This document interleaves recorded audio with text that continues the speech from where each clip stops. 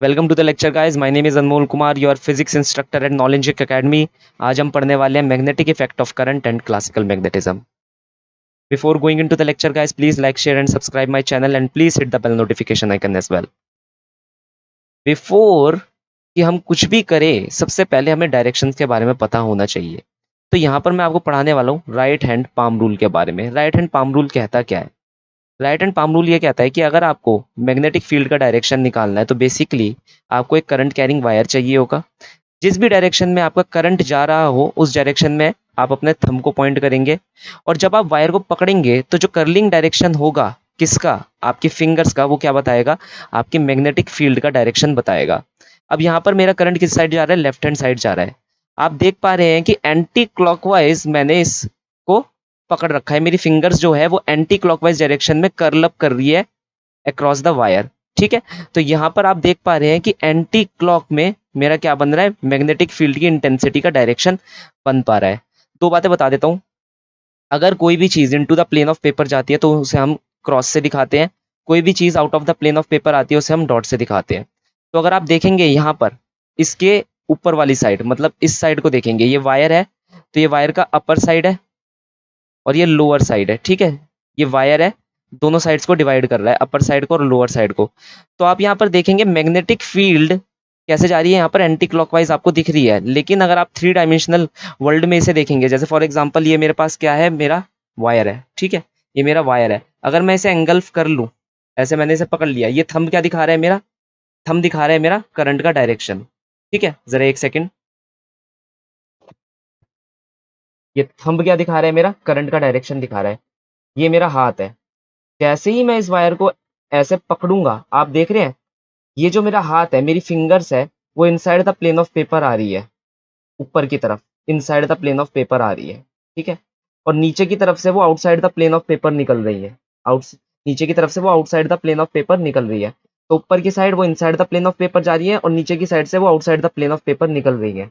तो जो ऊपर की साइड हुई उसके अंदर सारी की सारी मैग्नेटिक फील्ड अंदर की तरफ जाएंगी inside the plane of paper. तो मैं इसे इस डायरेक्शन में दिखा सकता हूँ कि सारी की सारी magnetic field inside the plane of paper जा रही है, और नीचे के डायरेक्शन में सारी की सारी मैग्नेटिक फील्ड मेरी तरफ आ रही है, outside the plane of paper आ रही है, आउटसाइड द मॉनिटर स्क्रीन आ रही है। तो ऐसे होगा। अब आप समझिए डायरेक्शन यहाँ पर कैसे आया। ठीक है, ये था राइट हैंड पाम रूल। अब हम थोड़ी सी आगे बढ़ेंगे। सर्कुलर कॉइल के अंदर इसे लगाएंगे, current carrying circular coil. Let's say ये हमारा सर्कुलर कॉइल है जिसमें करंट कुछ ऐसे कैरी हो रहा है, मतलब एंटी क्लॉकवाइज डायरेक्शन में करंट जा रहा है। अब हमें क्या निकालना है? सबसे पहले तो ये निकालना है कि magnetic field at the centre क्या होगी।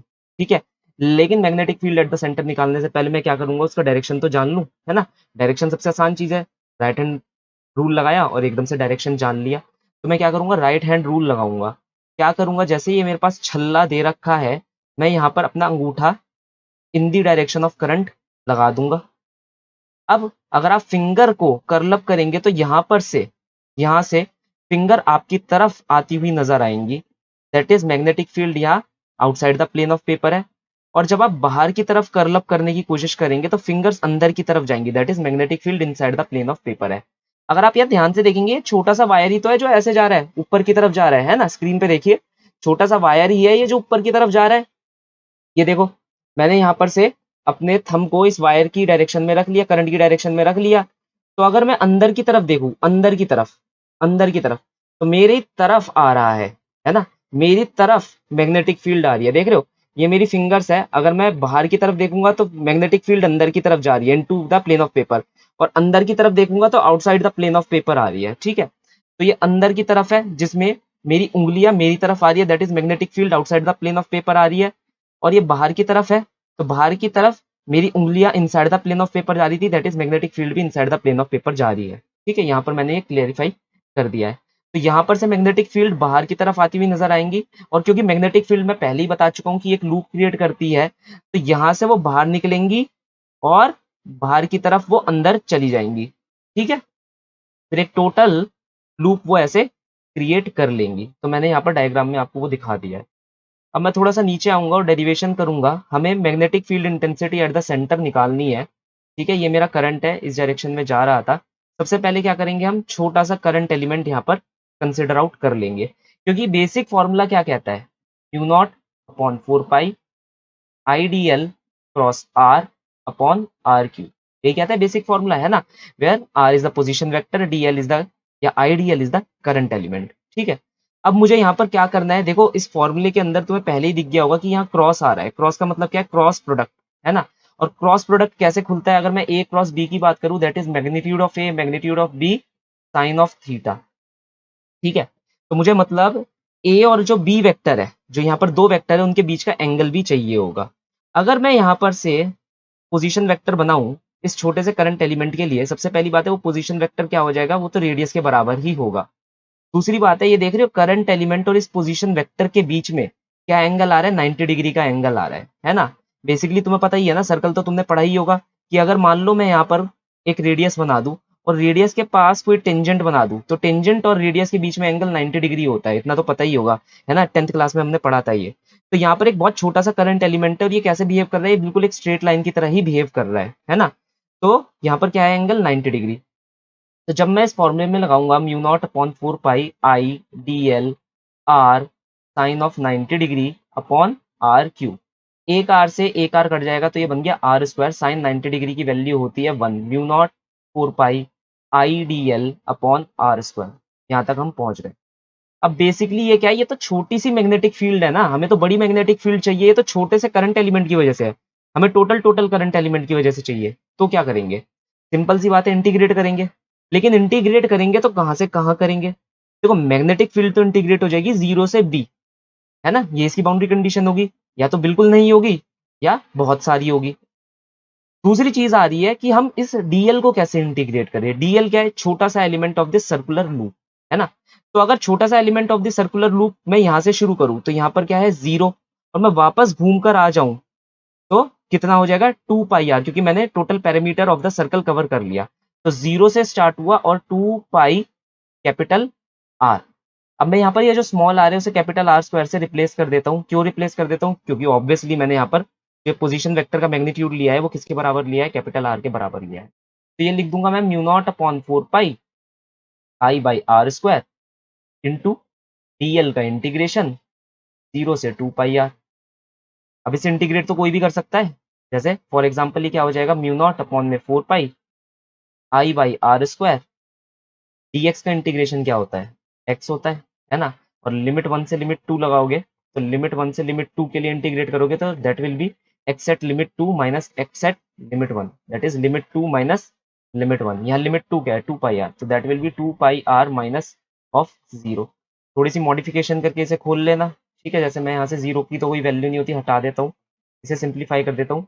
2 पाई से 4 पाई कट जाएगा, यहाँ 2 आ जाएगा, एक आर से एक आर कट जाएगा, तो फॉर्मूला क्या बन जाएगा यहाँ का, बेसिकली मैं यहाँ लिख देता हूँ, that will be mu naught upon 4 pi, sorry mu naught upon 2 I by R. ठीक है, ये क्या बन गया, हमारा फॉर्मूला बन गया, जहां पर यहाँ पर देखने से मुझे पता चल रहा है कि जो मैग्नेटिक फील्ड है वो बाहर की तरफ आ रही है, तो डॉट बना दूंगा, इधर अंदर की तरफ जा रही है तो क्रॉस बना दूंगा। बाकी तुम्हारे अपने ऊपर है, तुम क्या कोऑर्डिनेट एक्सिस सिस्टम यहाँ पर डिफाइन कर रहे हो। अगर फॉर एग्जांपल तुम आउट ऑफ द स्क्रीन को के कैप ले रहे हो, ठीक है, पॉजिटिव जेड डायरेक्शन ले रहे हो, तो ये के कैप डायरेक्शन में हो जाएगी। और इनसाइड द स्क्रीन को अगर नेगेटिव डायरेक्शन में ले रहे हो तो ये माइनस के कैप हो जाएगी, वो तुम्हारे ऊपर है। ठीक है, मैं बहुत सारे इलेक्ट्रोस्टैटिक्स में पढ़ा चुका हूँ, उसके अंदर मैंने कोऑर्डिनेट एक्सिस सिस्टम और इवन काइनेमैटिक्स के अंदर भी बता दिया था कि कैसे डिफाइन करना है कोऑर्डिनेट एक्सिस सिस्टम को, कार्टेशियन कोऑर्डिनेट एक्सिस। अब देखो एक चीज और तुम्हें बता रहा हूँ, राइट हैंड पाम रूल से ही एक और जुगाड़ जिसे तुम कह सकते हो। देखो सबसे पहली बात है, ये जो थंब था ये क्या बता रहा था, करंट का डायरेक्शन बता रहा था। ये जो एक्स है, हमारी जो पाम है पूरी, ये उंगलियां जहां तक खींच रही है, ये किसका डायरेक्शन बताएगा, ये बताएगा पोजीशन वेक्टर का डायरेक्शन। यहाँ तक बात समझ आई। अब ये वाई क्या है, ये वाई बताएगा मैग्नेटिक फील्ड का डायरेक्शन। और याद रखना, ये जो मैग्नेटिक फील्ड का डायरेक्शन है, it is perpendicular to our palm, to our R vector. ठीक है, तो जैसे ये मेरा हाथ है, सामने ही दिख रहा होगा, ये करंट बता रहा है, ये पोजीशन वेक्टर बताएगा, ये देख रहे हो इससे बाहर आता हुआ 90 डिग्री के एंगल पर, यहाँ पर ये क्या बताएगा, मैग्नेटिक फील्ड का डायरेक्शन बताएगा। ठीक है, ये चीज याद रखना, क्योंकि अब मैं जो डेरिवेशन करने वाला हूँ वो क्या करने वाला हूँ, this is magnetic field intensity at axial point of a current carrying loop, basically magnetic field intensity at axial point of a current carrying loop. I know कि मेरी हैंड राइटिंग थोड़ी बुरी है, ठीक है, लेकिन you have to bear that. खैर वो जाने दो। अब मैंने क्या करा, यहाँ पर मेरा करंट कैरिंग लूप है, उसके अंदर ऐसे मेरा करंट जा रहा है। मैंने क्या, मुझे इस पी पॉइंट पर क्या निकालनी है, मैग्नेटिक इंटेंसिटी निकालनी है ना। लेट अस से ये पी पॉइंट हमारे यहाँ से एक्स डिस्टेंस अवे है, radius of the loop is R. अब सबसे पहली बात तो क्या आ गई कि भैया पहले डायरेक्शन हमें स्पेसिफाई करना होगा, उसके बाद ही हम कुछ कर सकते हैं, है ना। पहले डायरेक्शन स्पेसिफाई कर दो। डायरेक्शन कैसे स्पेसिफाई करोगे, अभी अभी ये हाथ वाला रूल मैंने तुम्हें पढ़ाया है। अंगूठा आई का डायरेक्शन बताएगा, पाम जो होगी आर का डायरेक्शन बताएगी, जिस भी डायरेक्शन में तुम प्रोसीड करना चाहते हो, ऊपर नीचे आगे पीछे जहां भी तुम प्रोसीड करना चाहते हो। और तुम्हारे पाम से परपेंडिकुलर मैग्नेटिक फील्ड निकल कर आएगी। ठीक है, पाम से परपेंडिकुलर डायरेक्शन क्या बताएगा, मैग्नेटिक फील्ड का डायरेक्शन बताएगा। यही चीज मैं यहाँ पर लगाऊंगा, ध्यान से देखना। मैंने क्या करा, यहाँ पर एक छोटा सा करंट एलिमेंट मार लिया, मतलब जैसे ये तुम्हारी रिंग है ना, यहाँ पर मैंने कहा कि एक छोटा सा करंट एलिमेंट है जिसमें करंट इस डायरेक्शन में जा रहा है, ऐसे जा रहा है। तो ये रहा वो छोटा सा करंट एलिमेंट। करंट किस डायरेक्शन में जा रहा है, ऐसे जा रहा है, इस डायरेक्शन में जा रहा है। और ये छोटा सा करंट एलिमेंट है, तो याद रखना ये वायर की तरह ही बिहेव करेगा। बहुत छोटा है ना, इसका कोई कर्वेचर नहीं है। अब देखो, अंगूठे को रखो इस करंट एलिमेंट के डायरेक्शन में, जैसे यहाँ मैंने फिगर में शोन कर रखा है। तुम कहाँ पर जा रहे हो, पी पॉइंट पर जा रहे हो। तो पी पॉइंट तक प्रोसीड करने के लिए ये हो गया तुम्हारा position vector, that is R vector, है ना। ये हो गया तुम्हारा करंट का वेक्टर। अब इन दोनों से परपेंडिकुलर देख रहे हो क्या आएगा, मैग्नेटिक फील्ड का वेक्टर। तो मैग्नेटिक फील्ड यहाँ पर कैसे निकलेगी, ऐसे, that is perpendicular to your R vector, position vector. यहाँ तक बात समझ आ गई। अब ये छोटा सा एलिमेंट है ना, छोटा सा एलिमेंट है तो छोटी सी मैग्नेटिक फील्ड मारेगा। और हम यहाँ पर मैग्नेटिक फील्ड का फॉर्मूला तो जानते हैं, रटा रटाया फॉर्मूला है ना, I D L cross R upon R cube. ठीक है, अब हमें क्या करना है, ध्यान से देखना। ये जो मैग्नेटिक फील्ड है, सबसे पहली बात है, अगर मान लो मैं ये ट्राइंगल ले लेता हूँ ए पी ओ, इस ट्राइंगल ए पी ओ में ये एंगल क्या है हमारा, एंगल ए पी ओ कितना है, थीटा है। ठीक है, अब ये डीवी है, ये वाला देख रहे हो, ये वर्टिकल जो लाइन जा रही है एसपी, एसपी और पीओ के बीच में एंगल कितना है, 90 डिग्री। तो ये एंगल कितना हो गया, 90 माइनस थीटा। ये 90 माइनस थीटा हुआ। फिर ये पोजीशन वेक्टर का डायरेक्शन था, ये पी ए, पी ए और पी डीबी के बीच में एंगल कितना था, 90 डिग्री, है ना, अभी बात हुई थी ना, 90 डिग्री का एंगल। ये पोजीशन वेक्टर का डायरेक्शन है और ये मैग्नेटिक फील्ड का, दोनों के बीच में 90 डिग्री का एंगल। तो ये एंगल कितना आ गया, ये एंगल बन गया थीटा, क्योंकि भाई 90 माइनस थीटा तो प्लस थीटा ही बनेगा ना, ऑब्वियसली। ठीक है, तो ये चीज ये बन गई। अब देखो डीवी है, एंगल थीटा है, वेक्टर क्वांटिटी है, रिजॉल्व करना पड़ेगा, बिना रिजॉल्व करे तो आंसर आएगा नहीं। तो ये दो डायरेक्शन में रिजॉल्व हो गया, एक तो ये डीबी साइन थीटा, और एक वर्टिकल डायरेक्शन में मतलब पी एस के डायरेक्शन में डीबी कॉस थीटा। दो डायरेक्शन में ये रिजॉल्व हो गया। तो हमारी एक परेशानी तो खत्म हो गई, लेकिन दूसरी परेशानी शुरू हो गई, क्योंकि तुम मुझसे पूछ रहे होंगे कि सर अब तो दो डायरेक्शन आ गए, तो दोनों डायरेक्शन को क्या अलग अलग इंटीग्रेट करना पड़ेगा। अगर अलग अलग इंटीग्रेट करना पड़ेगा तो सर आंसर तो बहुत लंबा निकल गया। देखो, मैं हमेशा से कहता हूँ ये तुम्हारे ऊपर है, तुम आंसर को कितना सिंप्लीफाई करना चाहते हो। तुम्हारा मन है इंटीग्रेट करने का तो तुम इंटीग्रेट कर सकते हो, ठीक है। लेकिन मेन बात याद रखना, सबसे पहली बात क्या है कि भाई अगर तुम इंटीग्रेट कर रहे हो तो उससे आंसर लंबा निकलने वाला है, ठीक है। तुम्हें कोई ऐसा तरीका निकालना है ताकि तुम्हारा आंसर आसानी से निकल आए। और इलेक्ट्रोस्टैट में तो मैं 100 बार बता चुका हूँ कि अगर ऐसी कोई भी सिमेट्रिक शेप दी जाए तो सिमेट्री का यूज करना है, तुम्हें सिमेट्री वाले कंसेप्ट का यूज करना है। कैसे, यहाँ पर हमने एक करंट एलिमेंट मारा ऊपर, तुम यार नीचे भी तो ले सकते थे, है ना, इसके सिमेट्रिक एक करंट एलिमेंट भी तो ले सकते थे। तो यहाँ करंट का डायरेक्शन हो जाता इस तरफ, मतलब इस तरफ जाने वाला करंट। अगर इस तरफ जाने वाला करंट हो जाता तो मैं रेड कलर यहाँ पर ले लेता हूँ, तो मेरी मैग्नेटिक फील्ड इस तरफ स्थापित हो जाती। अगर ये मैग्नेटिक फील्ड इस तरफ स्थापित हो जाती तो ये भी दो कंपोनेंट में बढ़ जाती, एक बढ़ जाती डीबी कॉस थीटा में, एक बढ़ जाती इस साइड डीबी साइन थीटा में। मजे की बात देखो, तुम्हें ये पता चल गया कि जो डीबी साइन थीटा है वो तो नेगेट होने वाला नहीं, क्योंकि वो तो ऐड ही होगा, ये दोनों वेक्टर क्वांटिटी है एक ही डायरेक्शन में, तो ऐड हो जाएंगी। लेकिन डीबी कॉस थीटा को ध्यान से देखो, यहाँ पर वो एक बार ऊपर जा रहा है, एक बार नीचे आ रहा है, मतलब इस वाले एलिमेंट की वजह से वो ऊपर है, और इस वाले एलिमेंट, नीचे वाले एलिमेंट की वजह से वो नीचे की तरफ है। ठीक है, नीचे वाले एलिमेंट की वजह से वो कहाँ है, नीचे की तरफ है। तो यार ये तो इससे कैंसिल हो जाएगा फॉर श्योर। ठीक है, तो हमारे पास क्या बचा, सिर्फ डीबी साइन थीटा बचा। तो यहाँ से मुझे एक आइडिया मिल गया कि ठीक है भाई, सिमेट्री मैंने इलेक्ट्रोस्टैटिक्स में पढ़ी है, तो सिर्फ और सिर्फ मुझे डीबी साइन थीटा को ही इंटीग्रेट करना है। तो अगर मैं नेट डीबी निकालूं, that will B dB sine theta total integration, है ना। बस यही तो निकालना पड़ेगा, और तो कुछ निकालना पड़ेगा नहीं। अब उसे मैं कैसे निकालूंगा, बेसिकली डीबी का फॉर्मूला ये है, डायरेक्ट ये लगा दूंगा, म्यू नॉट अपॉन में 4 pi into I D L R. R कितना है यहाँ पर देख लो, R square plus X square है, लेकिन मैं अभी आर ही लिखूंगा। Sine of angle in between them. अब तुम यहाँ पर भी कंफ्यूज हो जाओगे कि भाई sine of angle in between them क्या होगा, मतलब D L I D L और आर वेक्टर के बीच में साइन ऑफ एंगल क्या होगा। ध्यान से देखो जरा, अगर तुम यहाँ से ये डायग्राम बनाओ, तो ये ऐसे जा रहा है, छोटा सा वायर है ना, ये एक सीधी लाइन में, ये ऐसे जा रहा है, ये हमारा आर वेक्टर ऐसे जा रहा है। अभी भी तुम्हें नहीं लगता कि ये 90 डिग्री का ये एंगल आ रहा है ना। लगता नहीं 90 डिग्री का एंगल आ रहा है, तो अभी भी ये क्या है, 90 डिग्री। ठीक है, अपॉन में आर क्यूब, एक आर से एक आर यहाँ से उड़ा दो, तो यहाँ से सीधा बच जाएगा आर स्क्वायर। ठीक है, साइन 90 डिग्री। अब साइन थीटा को मत भूलना, ये साइन थीटा अलग है और ये साइन 90 डिग्री अलग है। भाई ये वेक्टर वाला 90 डिग्री है, वेक्टर क्रॉस प्रोडक्ट में जो साइन 90 डिग्री आ रहा है, ये angle in between the two vectors है। ये साइन थीटा इसका ज्योमेट्रिकल एंगल है, साइन थीटा। ठीक है, तो यहाँ पर ये जो साइन थीटा है, इसे भी मैं खोल लूंगा, मैं कहूंगा in the triangle A P O.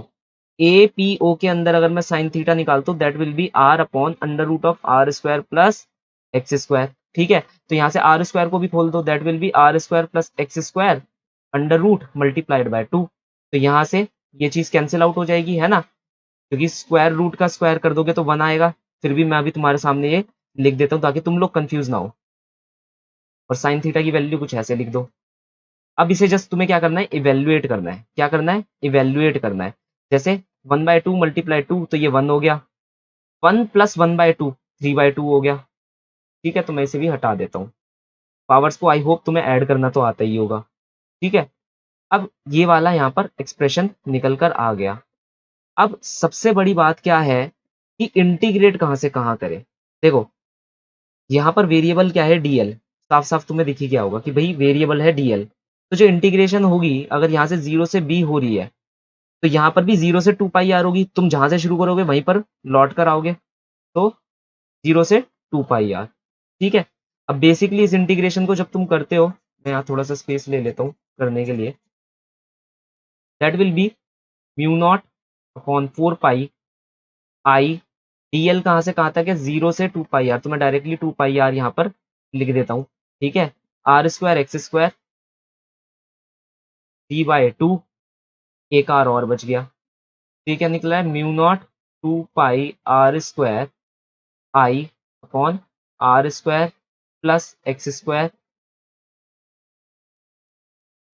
d/2। ठीक है, समझ आया। अब बेसिकली तुम ये कहोगे कि सर अब बता दो, वो तो सब सही है, डायरेक्शन किस साइड होगा। ये तो मैग्नीट्यूड निकल गया ना मैग्नेटिक फील्ड का, है ना। डायरेक्शन किस साइड होगा वो बता दो। एक बात बताओ, यहाँ पर से अगर तुम देखोगे, टीवी कॉस थीटा कट रहा है, टीवी कॉस थीटा कट रहा है ना। तो कहने का मतलब है ना, ऊपर मैग्नेटिक फील्ड जाएगी ना नीचे जाएगी, है ना। सारी की सारी मैग्नेटिक फील्ड सिर्फ इसी डायरेक्शन में होनी चाहिए, आई कैप डायरेक्शन में, मतलब आई डायरेक्शन में होनी चाहिए। इस चीज को तुम वेरीफाई भी कर सकते हो राइट हैंड रूल से। तो राइट हैंड कोबरा रूल भी अगर तुम लगाओगे, ठीक है, नाम बस ऐसे ही है, राइट हैंड कोबरा रूल, काम को बिल्कुल same right hand rule palm rule जैसे ही करता है। इस वक्त तुम क्या करना है, देखो बेसिकली ये तुम्हारा लूप है। फॉर एग्जाम्पल मान लो ये तुम्हारा लूप है, गोल सा सर्कुलर लूप है, तो ये तुम्हारी पाम है, राइट हैंड पाम है। अब ये जो फिंगर्स है, कर्लिंग फिंगर, ये डायरेक्शन ऑफ करंट बताएगी, तो ये चीज हम तुम्हारी डायरेक्शन ऑफ मैग्नेटिक फील्ड बताएगी। अब यहाँ ध्यान से देखो, जो मेरा लूप मुझे दिख रहा है, उसमें जो करंट जा रहा है वो एंटी क्लॉकवाइज जा रहा है, तो एंटी क्लॉकवाइज मैंने बना लिया, एंटी क्लॉकवाइज मैंने अपनी फिंगर्स को कर्ल कर लिया। Anti clockwise right hand side से कर्ल करना, पता चला लेफ्ट हैंड साइड से तुम कर्ल कर रहे हो, क्योंकि मैंने कई बच्चों को देखा है बताता राइट हैंड साइड का हूँ और लेफ्ट हैंड साइड को यूज करने लग जाते हैं। तो राइट हैंड साइड को अगर तुम कर्ल करोगे, ये मैंने करा कर्ल राइट हैंड साइड को, तो जो डायरेक्शन है मैग्नेटिक फील्ड का, ये करंट का डायरेक्शन है, मैग्नेटिक फील्ड का डायरेक्शन किस साइड जा रहा है, इस साइड जा रहा है, पॉजिटिव एक्स डायरेक्शन में जा रहा है। यहाँ तक बात समझ आई? ठीक है, तो ये रहा तुम्हारा मैग्नेटिक फील्ड का मैग्नीट्यूड, और ये रहा डायरेक्शन की वो इस डायरेक्शन में जा रहा है, अपने आप डायरेक्शन को स्पेसिफाई कर देना। एक बहुत बड़ी बात बता देता हूँ जो बताना भूल गया। मान लो कोई कह दे ये एन टर्न्स का छल्ला है, मतलब कई सारे टर्न्स ऐसे ऐसे करे हुए हैं, एन टर्न्स के ऊपर क्या है, एन टर्न्स है, तो बेसिकली ये जो आंसर आएगा उसमें एन को मल्टीप्लाई कर देना। अगर ये एन टर्न्स का कॉइल है तो एन को यहाँ पर मल्टीप्लाई कर देना। इन द सेम मैनर अगर तुम यहाँ पर जाओगे, इन द सेम मैनर ये तुम्हारा मैग्नेटिक फील्ड का आंसर निकल रहा था due to a circular coil of one turn. अगर एन टर्न्स है तो यहाँ पर एन को मल्टीप्लाई कर देना, ये आ जाएगा तुम्हारा आंसर। ठीक है, तो देख लो आर्क में क्या होता है, बेसिकली कुछ नहीं होता, एक छोटी सी सर्कुलर आर्क मैंने यहाँ पर बना दी। वो पूछता है at the centre of the arc magnetic field क्या होगी। ठीक है, at the centre of the arc magnetic field क्या होगी। बहुत आसान है, सबसे पहले क्या करोगे, इस आर्क को जोड़ लो एट द सेंटर। फिर तुम्हें लग रहा होगा ये कुछ पिज्जा की स्लाइस जैसा बन गया हमारा। ठीक है, मैं यहाँ पर जोड़ देता हूँ, वैसे तो मेरी ड्राइंग बहुत बेकार है, चलो ठीक है, मैंने यहाँ जोड़ दिया। तो ये भी R, that is the radius of the circle of which this arc is a part of. फिर क्या है, ये करंट इस डायरेक्शन में जा रहा है, तो मेरा धर्म बनता है सबसे पहले कि मैं यहाँ पर एक करंट एलिमेंट चूज करूँ। लेकिन ध्यान रखना कि लेटेस्ट से अगर मान लीजिए आर्क का एंगल क्या है, थीटा है, सेंट्रल एंगल क्या है, थीटा है, तो इसकी वजह से मैग्नेटिक फील्ड अगर एट द सेंटर निकालनी है तो तुम्हें किसका यूज करना पड़ेगा, सिमेट्री प्रिंसिपल का यूज करना पड़ेगा। ठीक है, ये ऐसे नहीं होगा जैसे हमने इलेक्ट्रोस्टैट्स के अंदर करा था। तो तुम कहोगे सर यहाँ पर सिमेट्री प्रिंसिपल क्यों यूज करूं, मैं सीधी सी एक लंबी सी आर्क दे रखी है, अप्रोक्सीमेट करता हूँ, ठीक है, और आंसर निकालता हूँ, तो ऐसा नहीं होगा। भाई एक बात बताओ, जब तुम सिबलिंग को पिज्जा बांटते हो तो ऐसा तो है नहीं ना कि उसे बीच में से कहीं से भी बांट कर दे दिया है, छोटा सा टुकड़ा दे दिया, नहीं, प्रॉपरली उसे आधा आधा बांटते हो ना, वरना पता है कि मम्मी क्या करेंगी, डांटेंगी, है ना। तो यहाँ पर मैं क्या करूंगा, देखो सबसे पहले, क्योंकि तुम्हें पता है वर्टिकल लाइन ऑफ सिमेट्री के अक्रॉस मेरी आर्क आधे आधे पार्ट में बढ़ जाएगी, है ना। तो मैं ये कह दूंगा कि चलो ठीक है, मान लिया ये मेरा क्या है, छोटा सा करंट एलिमेंट है, इस छोटे से करंट एलिमेंट पर अगर मैं यहाँ से देखूँ तो ये क्या आ जाएगा, उसका आर वेक्टर आ जाएगा, पोजीशन वेक्टर आ जाएगा। तो अब यहाँ पर मैं फॉर्मूला लगा सकता हूँ, that is D V mu naught upon में 4 pi I D L cross R upon R Q. ये बेसिक चीज मेरे पास आ जाएगी। अब क्योंकि ये क्रॉस प्रोडक्ट है तो हमारा धर्म बनता है कि हम एंगल निकालें इन दोनों के बीच में, इस करंट एलिमेंट के बीच में और इस पोजीशन वेक्टर के बीच में। तो यार ध्यान से देखो, तुम्हें नहीं लगता ये छोटी सी स्ट्रेट लाइन है, और तुम्हें नहीं लगता ये वापस से एक रेडियस है, और फिर तुम्हें 10th क्लास में पता ही है कि टेंजेंट और रेडियस के बीच का एंगल कितना होता है, 90 डिग्री का।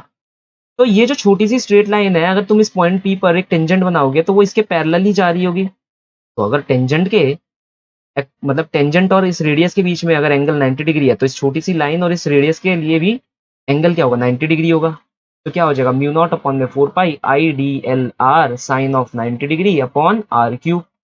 साइन ऑफ 90 डिग्री 1 होता है, तो मैं डायरेक्टली इसे हटा देता हूँ, एक आर से एक आर कट जाएगा, तो डायरेक्टली यहाँ पर मैं R3 की जगह R2 लिख देता हूँ, ऊपर से आर हटा देता हूँ। मेरे पास क्या बचा है, DL। ठीक है, मेरे पास क्या बच रहा है, DL बच रहा है। अच्छा हाँ, डायरेक्शन की बात करो तो डायरेक्शन को क्या लगाओगे तुम, वही राइट हैंड थंब रूल लगाओगे, थंब को इस डायरेक्शन में एक्सटेंड कर देना, तो तुम्हें पता चल जाएगा कि जो तुम्हारी फिंगर्स है इस पी पॉइंट पर अंदर की तरफ जाती हुई तुम्हें नजर आएंगी, दैट इज मैग्नेटिक फील्ड अंदर की तरफ जा रही है। दूसरी बात, ये मानकर चलो कि फ्रॉम द सेंट्रल लाइन तुम्हारा जो करंट एलिमेंट है एट एन एंगल फाइव पर है, एट एन एंगल फाइव पर है। तो तुम कहोगे सर क्यों हम ये चूज कर रहे हैं।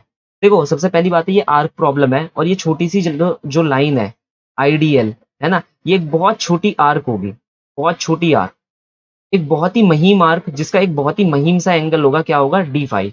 फाइव डिस्टेंस दूर ये छोटी सी आर्क आईडीएल कितना एंगल बनाएगी, D5 एंगल बनाएगी एट द पॉइंट P। ठीक है, अब तुम इसे इंटीग्रेट कर रहे हो डीएल के लिए, किसके लिए इंटीग्रेट कर रहे हो, डीएल के लिए इंटीग्रेट कर रहे हो।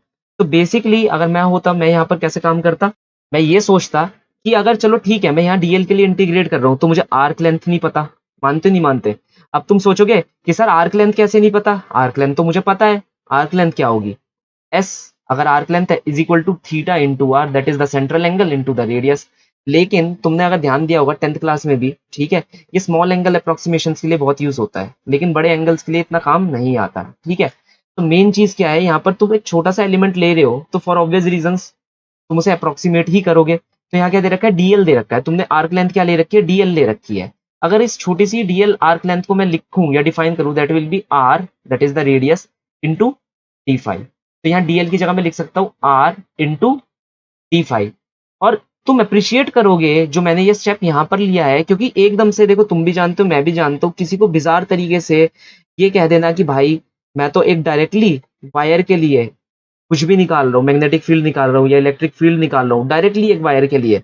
तो हमारे को केसेस बनकर आ चुके हैं क्या, इनफाइनाइट वायर के लिए। तो अब इनफाइनाइट वायर में कोई लेंथ तो होती नहीं है, मानते नहीं मानते। जब इनफाइनाइट वायर में कोई लेंथ होती ही नहीं है, तो तुम क्या करते हो, छोटा सा एलिमेंट चूज करते हो। छोटा सा एलिमेंट चूज करने के बाद फिर क्या करते हो, फिर उसे इंटीग्रेट करना शुरू कर दो in the terms of angle.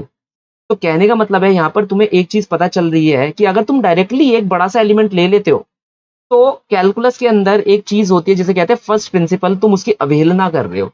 तुम कह रहे हो कि यार मैं कोई चीज नहीं देख रहा, मेरा अप्रोक्सीमेटेड बायस जो तरीका यही है कि मैं तो एक लंबा सा वायर मान रहा हूँ या एक लंबा सा कंटूर मान रहा हूँ, उसके लिए मैं एक आंसर निकाल रहा हूँ। कैलकुलस कह रहा है कोई बात नहीं, ठीक है तुम आंसर निकाल लो, लेकिन एक बात याद रखना, आंसर गलत आएगा, क्योंकि तुम कई सारी इंफॉर्मेशन को मिस कर रहे हो। आई होप सो तुमने इंटीग्रेशन में पढ़ा होगा मैथ्स लेक्चर्स में अपने। मैं आगे जाऊंगा, तो मैंने लिख दिया आर इंटू डी फाइव। अब इसे क्या करूंगा, मैं डायरेक्टली इंटीग्रेट कर दूंगा। क्या कर दूंगा, डायरेक्टली इंटीग्रेट कर दूंगा। अब सबसे पहली बात है, ये जो फाई है मेरा, ये इंटीग्रेट कहाँ से कहाँ तक होगा। देखो, फाई अगर तुम इस राइट हैंड साइड देखोगे, तो that means theta by to. और ये थीटा बाय टू कैसे है, ये माइनस का थीटा बाय टू है, क्योंकि क्लॉकवाइज सेंस में है। और यहाँ पर ये थीटा बाय टू कैसे है, ये आधा थीटा है, तो आधा theta by to that is anti clockwise sense में। मानते नहीं मानते। तो मैं कहां से कहां जा रहा हूं, मैं माइनस थीटा बाय टू से प्लस थीटा बाय टू तक जा रहा हूं, माइनस थीटा बाय टू से प्लस थीटा बाय टू तक जा रहा हूं। तो आंसर कितना आ जाएगा, mu naught on 4 pi R. अच्छा, आर स्क्वायर नीचे क्या हो जाएगा, ये भी कैपिटल आर स्क्वायर हो जाएगा, एक आर से एक आर उड़ा देना, आई बाय आर। डी फाइव को तुम क्या लिख लोगे, थीटा बाय टू, मतलब ये थीटा बन जाएगा, डी फाइव फाइव बन जाएगा। डी फाइव का इंटीग्रेशन कितना हो जाएगा, फाइव। फिर लिमिट लगा दो थीटा बाय टू से theta minus theta by to, that is answer कितना आ जाएगा, थीटा। अब याद रखना, ये जो थीटा तुम लिखोगे ये रेडियंस में होना चाहिए। किसमें होना चाहिए, रेडियंस में। ये तुम्हारा डिग्री में नहीं होना चाहिए, क्योंकि सारा का सारा आंसर रियल नंबर में तुम निकाल रहे हो, ठीक है। सारा का सारा आंसर तुम हाँ रेडियंस में निकाल रहे हो, रियल नंबर में निकाल रहे हो, ठीक है। तो बेसिकली ये चीज याद रखना कि ये थीटा जो होना चाहिए रेडियंस में होना चाहिए, डिग्री में नहीं होना चाहिए। अगर ये मान लो तुम्हारी टीचर ने 30 डिग्री 60 डिग्री कुछ भी डिग्री दे रखा हो, तो उसे पहले रेडियंस में कन्वर्ट कर लेना, दैट इज थीटा को पाई बाय 180 से मल्टीप्लाई कर देना। डायरेक्शन यहाँ पर मैं स्पेसिफाई कर चुका हूँ कि डायरेक्शन क्या है, inside the plane of paper तुम्हारी मैग्नेटिक फील्ड जा रही है। तो यहाँ तक ये हमारी magnetic field due to circular arc निकल कर आ गई। तो गाइज आज के लिए बस इतना ही। If you love the lecture, like the lecture, please give it a thumbs up, like share and subscribe the channel, and please do make notes.